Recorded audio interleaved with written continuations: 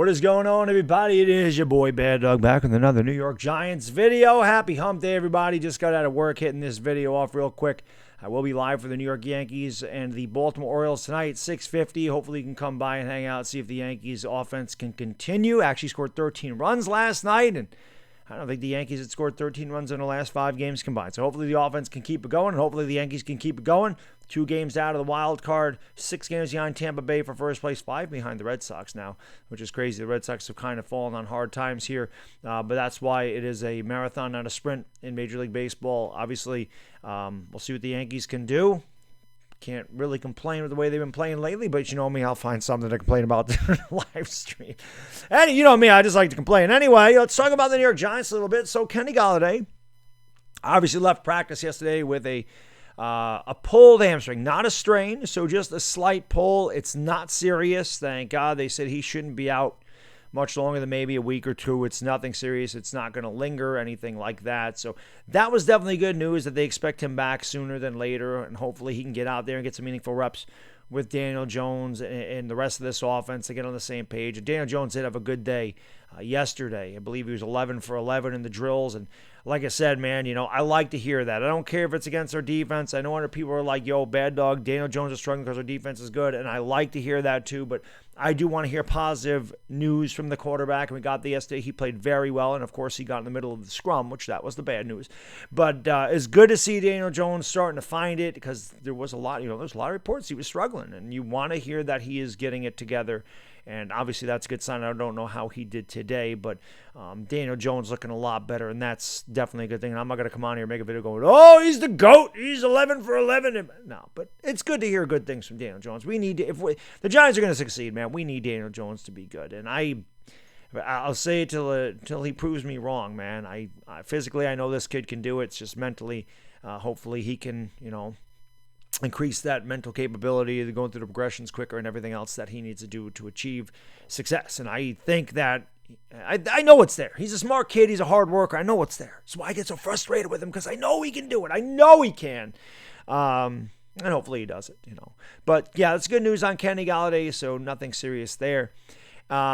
The main thing I want to talk about is Joe Looney retiring. And obviously Davis just retired the other day too. These are 2 guys that the Giants just recently brought in, and they have retired pretty abruptly. Todd Davis retired at 29. Obviously Looney's 31. He's been around. These guys are both veterans, and they decided that they didn't want to play. Now, the funny thing is that Looney had said he was getting all the second-team reps. He was fitting in really nice. He actually said that he liked the fact that Joe Judge made him run laps because it made them, it held them accountable for their mistakes, and it seemed like he was fitting, and then he abruptly retires.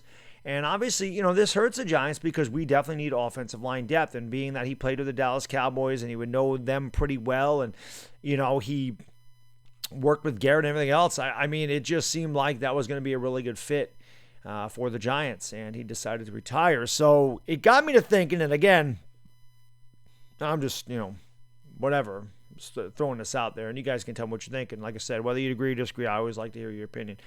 I started to wonder about Joe Judge. Now, I'm not saying I think Joe Judge is a bad coach. Listen, me as a fan, I like that hard-nosed attitude, but I'm not there. I'm not in that camp. From an outsider, I could say, yeah, I want that hard-nosed, chiseled jaw type of guy. Your Don Shula's, your Bill Belichick's, your Bill Parcells.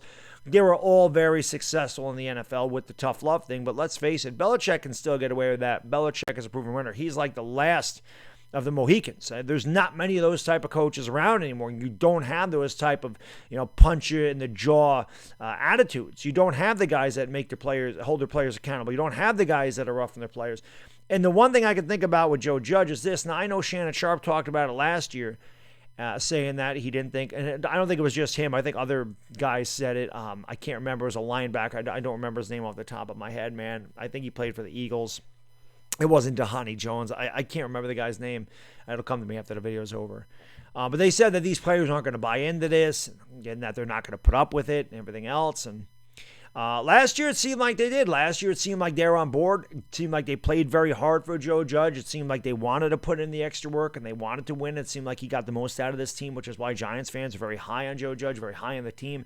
Figuring we had so little talent last year. We got a lot of injuries last year, and they still managed to win 6 games. And I know that doesn't sound like a lot, but that's the most they've won since 2016. So, yeah, that was a lot. And on top of that, they played very close in a lot of games, and we all know the story about how Evan Ingram dropped the pass, against the Eagles. We could have won that game. We blew a big lead against Dallas late in the fourth quarter. We could have won that game. We lost to Tampa Bay in a game that we could have won that game. We had a terrible second half. We were dominating the first half. And, of course, the pass interference flag that was picked up in the end zone in the 2-point conversion.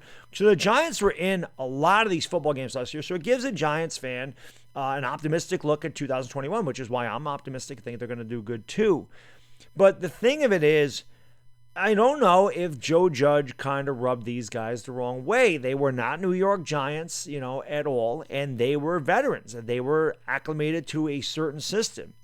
And maybe, and again, I'm not saying that this is the problem, but it's just something to think about. And like I said, you can let me know what you think.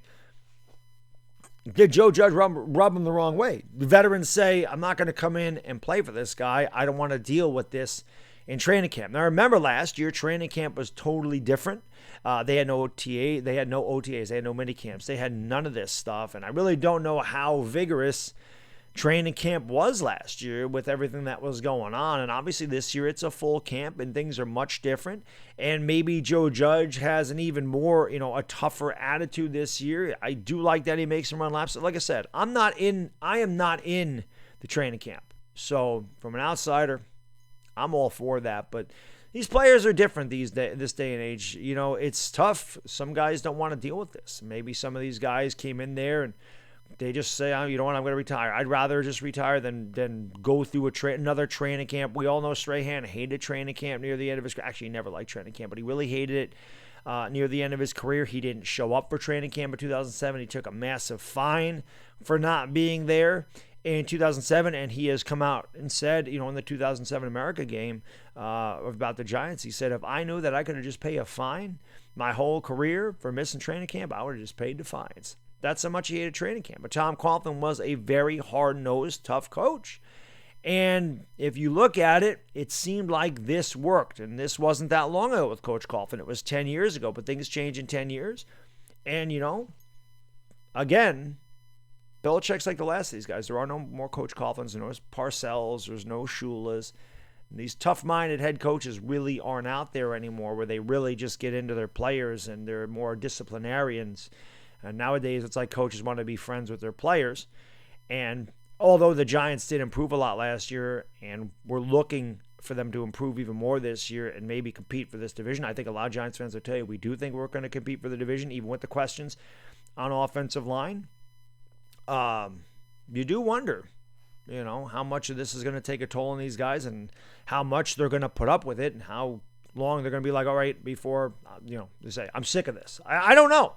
It's weird to me that both of these guys that they just brought in retired within a few days of one another.